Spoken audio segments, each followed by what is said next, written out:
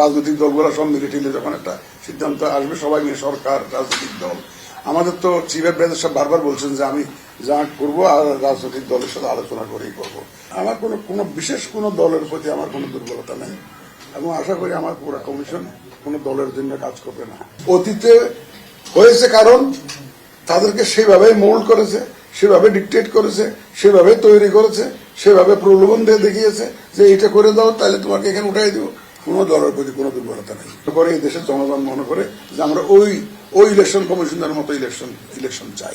সকল দলের অংশগ্রহণ আসলে তো আওয়ামী লীগের কথাও আসে, আওয়ামী লীগের কে নিয়ে কি ইলেকশন করবেন কিনা? ব্যাপার হচ্ছে যে আমি তো এখনো ওর মধ্যে ঢুকি নাই। পত্র পত্রিকা দেখি, টেলিভিশনে দেখি, তোমরা রিপোর্ট করে আমি দেখি একটা বিতর্ক আছে ওইটা নিয়ে, কেউ পক্ষে কেউ বিপক্ষে আছে। It is premature for me two comment on this. আমার জন্য এটা প্রিমেচিউর। আমি এই ব্যাপারে কোনো মন্তব্য করতে চাই না। সময় যখন আসবে, ইলেকশনের সময় আসবে, ইউ উইল অল সি। আমিও দেখবো, তোমরাও দেখবা, কি ইলেকশন হচ্ছে দেখবা, আওয়ামী লীগ আসতেছে কি আসতেছে না, সময় আসতে দেখবা। বাট এটা আমি মনে করি যে আমার জন্য এটা premature two comment on this. বলা হয় যে নির্বাচন কমিশন নয় বরং মাঠ প্রশাসনের মাধ্যমে আসলে সুষ্ঠু নির্বাচন সম্ভব। আপনি মাঠ প্রশাসনকে কত নিয়ন্ত্রণ রাখতে পারবেন এবং আইন শৃঙ্খলা বাহিনীকে? ভাই আমি তো শুনেন, যারা মাঠ প্রশাসনে কাজ করে তারা তো এদেশেরই মানুষ, এদেশেরই তো মানুষ। এগুলো হচ্ছে দেখে জানেন, আমরা তো সিভিল সার্ভিসের লোকজন। এটা হলো যে সেই গ্লাসের জলের রঙের মতো, যে গ্লাসে রাখবেন সে রং সেটা হয়ে যায়। আমি যদি তাদেরকে সাদা মাটা রাখতে চাই, ডানও না বামও না, সামনেও না পিছেও না, ন্যাচারাল রঙে রাখতে চাই, তারা বুঝতে না এই লোকটা তো সঠিক ইলেকশন চায়। এবং আমি নিশ্চিত আমাদের যে মাঠ প্রশাসন তারা এইরকম একটা ইলেকশন দেওয়ার জন্য খুব কম্পিটেন্ট এবং তারা উদ্গ্রীব হয়ে আছে। তাদেরও তো নানা সীমাবদ্ধতা থাকে। তো চাকরিতে করলে যারা করে তারা জানে কি পরিস্থিতিতে চাকরি বাকরি করতে হয়। কারণ আমি মাঠ প্রশাসন যেটা আছে সেটা আমার মনে হয় না যে এমন কোন প্রবলেম, অ্যাটলিস্ট ফর মি। আমি জানি যে মাঠ প্রশাসনের অসুবিধার কারণে ইলেকশনে অসুবিধা হবে সেটা আমি মনে করি না। অতীতে হয়েছে কারণ তাদেরকে সেভাবে মোল্ড করেছে, সেভাবে ডিকটেট করেছে, সেভাবে তৈরি করেছে, সেভাবে প্রলোভন দিয়ে দেখিয়েছে যে এটা করে দাও তাহলে তোমাকে এখানে উঠাই দিব। এরকম দিয়েছে। আমরা তো সেরকম করবো না, আমরা তো সেরকম করি। কেন মাঠ প্রশাসনের লোকগুলো আগে জাস্টিস শাহাবুদ্দিন আমাদের আমার ইলেকশন করে নাই? 91 সালে কি মাঠ প্রশাসনের লোকজন করে নাই? করছে তো। তারপরে 2001-এ কি ইলেকশন হয় নাই? এটা হয়েছে তো। যদি আপনি তাদেরকে এরকম বন্দোবস্ত একটা সুযোগ দেন, দেখবেন যে তারা ঠিকই কাজ করতেছে। কতদিন সময় লাগতে পারে একটা নির্বাচনের বিষয়ে? দেখেন, আমি শুধু বলবো, আমি তো এখনো ভিতরে ঢুকি নাই, তবে আমি বুঝি যে কিছু প্রস্তুতি তো আছে, প্রস্তুতি নিতে হবে। অনেক ছেলে বয়স 18 হয়ে গেছে, এদেরকে ভোটার আনতে হবে। সুতরাং এই যে ভোটার রেজিস্ট্রেশন বা ভোটার লিস্ট করে, এটা একটা, আপনারা জানেন ভোটার লিস্ট করে, আমার চাইতে তো আপনাদের অভিজ্ঞতা। আপনাকে শুধু ইলেকশন দেবে তো, আমি ন্যাশনাল ইলেকশনের জন্য ভোটার লিস্ট করতে হবে না। এখানে উপজেলা ইলেকশন হবে, ইউনিয়ন কাউন্সিল ইলেকশন হবে, ডিস্ট্রিক্ট কাউন্সিল ইলেকশন হবে, প্রেসিডেন্ট ইলেকশন হবে। সবার জন্য তো আলাদা আলাদা ভোটার লিস্ট করা লাগে। তো ভোটার লিস্ট একটা বিশাল একটা চ্যালেঞ্জ। এটা দেখবে যে ভোটার লিস্ট এমন তাড়াহুড়া করে করতে গেলে হয় কি, বয়স দেখবেন ছেলের বয়স হয়ে গেছে 71 বছর, বাবার বয়স হয়ে গেছে 17 বছর, স্বামীর নাম হয়ে গেছে বাবার জায়গায়, বাবার নাম হয়ে গেছে স্বামীর জায়গায়। এরকম মা বাবার নাম ঠিক নেই, তাড়াহুড়া করলে এই সমস্ত ভুল ত্রুটি হয়ে যায়। ভোটার লিস্ট একটা ব্যবহার করা লাগে। আর প্লাস একটা কমিশন সরকার করেছে, ইলেকশন কমিশনটাকে রিফর্ম করার জন্য একটা সরকার কমিশন করেছে। এই কমিশন কি বলে দেখি, এই কমিশনের রিপোর্টটা উপরে তো আলোচনা হবে, পলিটিক্যাল পার্টির সাথে সরকার আলোচনা করবে। আর ইলেকশন কমিশন তো একা ইলেকশন করে না। এখন মনে করেন, ফর এক্সাম্পল আমি একটা উদাহরণ দিই আপনাকে। সে ইলেকশন কমিশন ন্যাশনাল ইলেকশন করবে, কয়টা সিটের জন্য করবে? এটা কি প্রপোর্শনাল হবে নাকি আগের মতো সেই traditional first past the post, সেই যে সেরকম হবে? এই জিনিসগুলো তো ফয়সলা লাগবে তো, তাই না? কয়টা পোস্ট এমপি কয়জন হবে এগুলো তো নিয়ে বিতর্ক হচ্ছে তো। সুতরাং ইলেকশন রিলেটেড যত রিফর্মস আছে সেই রিফর্মস গুলো তো সম্পন্ন হতে হবে। আর এই জন্য ইলেকশন কমিশনের যে রিফর্মস যে কমিশন আছে, ওনারা যত তাড়াতাড়ি রিপোর্ট দেবেন আমার মনে হয় কাজটা এগিয়ে নেওয়া, তাড়াতাড়ি এগিয়ে নেওয়া সম্ভব হবে। স্যার, আপনি কি জেনেছিলেন যে আপনাকে প্রধান নির্বাচন কমিশনার করা হতে পারে বা হবে এরকম সরকারের তরফ থেকে বা কোনো জায়গা থেকে? আমাকে কেউ কিচ্ছু বলে নাই। আমি গতকাল থেকে তোমাদের মতো সাংবাদিকদের কাছ থেকে খবর টেলিফোন করে বলে, স্যার আপনার জন্য একটা শুভ বলুন। জানি ভাই, আমি তো শুনি নাই, আমি প্রথম শুনলাম।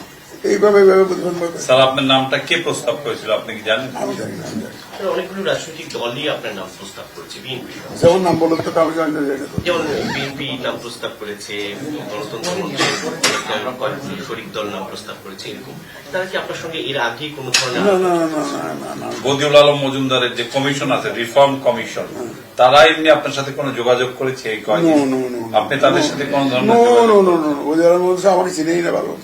চেয়ারে বসে অবস্থার প্রস্তুতিটা দেখি। ইলেকশন করার জন্য তো যদি ইলেকশন কমিশন যদি প্রস্তুত না হয় তাহলে তো ইলেকশন করার সম্ভাবনা। আমি আগে বসি ইলেকশনের জন্য কতটা প্রস্তুতি আছে আমাদের, এবং প্রস্তুতি নিতে গেলে কি কি করতে হবে সেটা না বুঝে আমি আন্দাজি একটা ফ্রেন্ড টাইম দিতে পারবো না। বাট চেষ্টা করবো যত দ্রুত সম্ভব। আমরা রেডি থাকি। তারপরে ইলেকশনের ডেট যখন প্রশ্ন আসবে, যাতে কোনো রাজনৈতিক দলগুলো সব মিলে টিলে যখন একটা সিদ্ধান্ত আসবে, সবাই মিলে, সরকার, রাজনৈতিক দল। আমাদের তো চিফ অ্যাডভাইজার সাহেব বারবার বলছেন যে আমি যা করবো আর রাজনৈতিক দলের সাথে আলোচনা করেই করবো। আলোচনা করে যদি আমি আমার তরফ থেকে আমরা প্রস্তুত থাকবো, যত দ্রুত সম্ভব প্রস্তুতি নেওয়া যায় আমরা নিব ইনশাল্লাহ। আরেকটা প্রশ্ন স্যার, এটা হচ্ছে স্যার সবসময় এখন পর্যন্ত সরকার বলতেছে যে সংস্কার যদি না হবে ততদিন নির্বাচন মানে অনুষ্ঠিত হবে না বা ততদিন নির্বাচন দিব না। আপনার কাছে স্যার কি মনে হয়, কি কি সংস্কার দরকার আসলে? এটা এখন শুনেন, আমি একটা উদাহরণ দিলাম। আমার জন্য দরকার হলো ইলেকশন রিলেটেড সংস্কারগুলো। ইলেকশন করতে গেলে কি, যেমন আমি একটা বললাম না, আপনি এমপি ইলেকশনে দিবেন, কোন ভাবে দিবেন, কি প্রফেশনাল নাকি আগের মতো সেই সিস্টেম, এটা আসতেছে না একটা। তাই জন্য আমার আমার ব্যক্তিগত মত এখানে নট ভেরি ইম্পর্টেন্ট। এটা এখন আগে চেয়ারে বসে এটা সেমিনার টেমিনার হলে তখন বলতে পারতাম। এখন এটা আমি আগের কাজটা বুঝে নিত। কাজে গিয়ে আমি যখন ঢুকবো তখন আমি I will try to assess যে কোন কোন এরিয়াতে আমাদের রিফর্মস করা দরকার। একটা অ্যাডভান্টেজ হলো যে অলরেডি রিফর্মস কমিশন কাজ করছে, অভিজ্ঞ লোকজন কাজ করছে। কারণ আমি তো I will get many things ready from them. অনেক কিছু রেডি পাবো তো তাদের কাছ থেকে, যে এই জায়গায় এই অসুবিধা আছে, এই জায়গায় ইন্টারভেন করতে হবে, ওনাদের কাছ থেকে তো পাবো। তখন আমি I will try to understand যে তারা ঠিক বলছেন কিনা। আর আমার ব্যক্তিগত হচ্ছে যে ইলেকশন কমিশনে তার কাজ করি নাই, বাট ভোটার হিসাবে আমার যথেষ্ট অভিজ্ঞতা আছে পাকিস্তান আমল থেকে। অনেক জায়গায় ভোট দিয়েছি, যদিও স্বাধীনতার পর বেশি এটা দিতে পারিনি, নানা কারণের সময় দিতে পারিনি। আগে তো দিয়েছি, ভোট তো দেয়, বাট আমার আত্মীয় স্বজন ইলেকশন করেছে আমার। সুতরাং আইডিয়া আছে। ভোটার হিসেবে আপনার অভিজ্ঞতাটা কেমন ছিল গত কয়েকদিন নির্বাচন? আমি তো বললাম 14 সালে তো যাইতেই পারি নাই। 14 সালে তো সব কি জানি 153টা তো আনকন্টেস্টেড, এটা বুঝতে পারলাম। লাইভ রিস্কের মতো কোথায় গিয়ে দেখা যায় বলি। আমি 14 সালেও যাইনি ভোটে। 24 সালে তো যাওয়ার প্রশ্নই আসে না, কারণ 18তে গেছিলাম ভোটও দিছি। কোথায় দিছি সেটা বলবো না, বাট কোন কেন্দ্রে? আমি ধানমন্ডি, আমার বাসা একসময় সরকারি বাসা ধানমন্ডি। ওখানে ধানমন্ডি দিত, ওখানে আবার প্রধানমন্ত্রী ভোট দিত, ওই যে আরো বড় বড় লোকজন দিত, যার জন্য কিছুটা শৃঙ্খলা। আপনি জানেন খুব শৃঙ্খলা ওখানে, আমার কোনো অসুবিধা হয় না, কারণ ওই যে প্রাইম মিনিস্টারের সেন্টার তো খুব ডিসিপ্লিন, ভেরি ডিসিপ্লিন। ওইখানে আমি ভোট দিয়েছি, ওই একবারে দিয়েছি 18 সালে। কোন দলের প্রতি কোন দুর্বলতা নেই। বিএনপির আমলের সচিব ছিলেন কয়েকটি মন্ত্রণালয়। সচিবতা এরকম তো আমি, আমার মতো সচিব তো বহু ছিল। সচিব থাকলে কি বিএনপি হতে হবে নাকি? আমার যোগ্যতা বলে হয়েছে, আমাকে একটা খাতের দয়া করে দিছে। বিশ্ববিদ্যালয়ে শিক্ষকতা করেছে, দরখাস্ত করে নিয়ে নিত, ডাকে নিছে তো, ফার্স্ট সেকেন্ড থার্ড ফোর্থ পর্যন্ত ডাকে নিয়ে নিছে তো। কিন্তু আমরা তো দরখাস্ত দিয়ে চাকরিও নিতে হয় না। এখন দরখাস্ত দিয়ে নিতে হয় যে ফার্স্ট করলে তারও নেয় না, 10 জন নেয় না, নিচের থেকে নেয়। তখন তো সেই সিস্টেম ছিল না, যারা উপরের দিকে টপ লিস্টে থাকে তাদেরকে নিত। আমার কোনো বিশেষ কোনো দলের প্রতি আমার কোনো দুর্বলতা নেই, এবং আশা করি আমার পুরো কমিশন কোনো দলের জন্য কাজ করবে না।